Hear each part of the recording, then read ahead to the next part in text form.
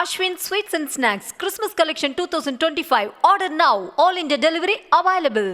சென்னையிலிருந்து காரைக்குடி நோக்கி சென்ற கார் உளுந்தூர்பேட்டை அருகே இருக்கக்கூடிய சிறுத்தனூர் ஜிஎஸ்டி சாலையில் டயர் வெடித்து சாலையில் தாறுமாறாக ஓடி வலதுபுற சாலையில் ஏறி நின்றது. இதனால் அடுத்தடுத்து சென்ற 5 வாகனங்கள் ஒன்றன் பின் ஒன்றாக மோதிக்கொண்டன. அந்த காட்சிகளை பார்த்து வருகிறோம். இந்த விபத்து குறித்தான விரிவான விவரங்களோடு இணைகிறார் எம்முடைய செய்தியாளர் சகாதேவன். இந்த விபத்துல யாருக்காவது ஏதாவது பாதிப்பு ஏற்பட்டு இருக்கிறதா? தற்பொழுது அந்த வாகனங்கள் அங்கிருந்து அப்புறப்படுத்தப்பட்டு விட்டனவா? என்ன கள நிலவரம்? வணக்கம் கௌதமி.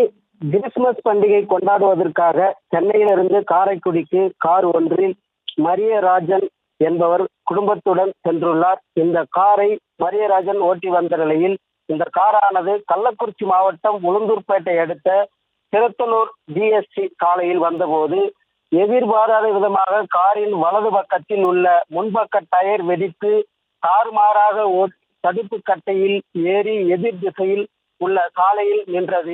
இதனால் சென்னையிலிருந்து திருச்சி நோக்கி சென்ற 3 கார்கள், ஒரு டேங்கர் லாரி, ஒரு ஈச்சர் லாரி உட்பட அடுத்தடுத்து சென்ற 5 வாகனங்கள் ஒன்றின் பின் ஒன்றாக மோதிக்கொண்டு விபத்துக்குள்ளானது.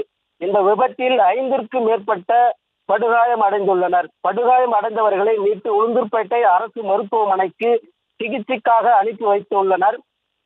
வாகனங்கள் சாலையிலே நின்றதால் சென்னை திருச்சி 4 வழி சாலையில் சுமார் 5 கிலோமீட்டர் வரை வாகனங்கள் அணிவகுத்து நின்று போக்குவரத்து பாதிப்பு ஏற்பட்டது. தகவல் அறிந்து வந்த போக்குவரத்து போலீசார் மற்றும் திருநாவலூர் போலீசார் போக்குவரத்து பாதிப்பில் சிக்கிக்கொண்ட வாகனங்களை மாற்று வழி பாதையிலும் ஒரு வழி பாதையிலும் மாற்றி அமைத்து வாகனங்களை அனுப்பி வைத்து வருகின்றனர். தொடர்ந்து விபத்துகள் குறித்து திருநாவலூர் போலீசார் விசாரணை நடத்தி வருகின்றனர். 2 லாரிகள் 3 கார்கள் என அடுத்தடுத்த ஒன்றின் பின் ஒன்றாக மோதிக்கொண்டதால் அப்பகுதியில் பெரும் பரபரப்பு ஏற்படுத்தியுள்ளது. கௌதமி, விவரங்களுக்கு நன்றி Sahadevan. Ashwin Sweets and Snacks Christmas Collection 2025. Order now. All India delivery available.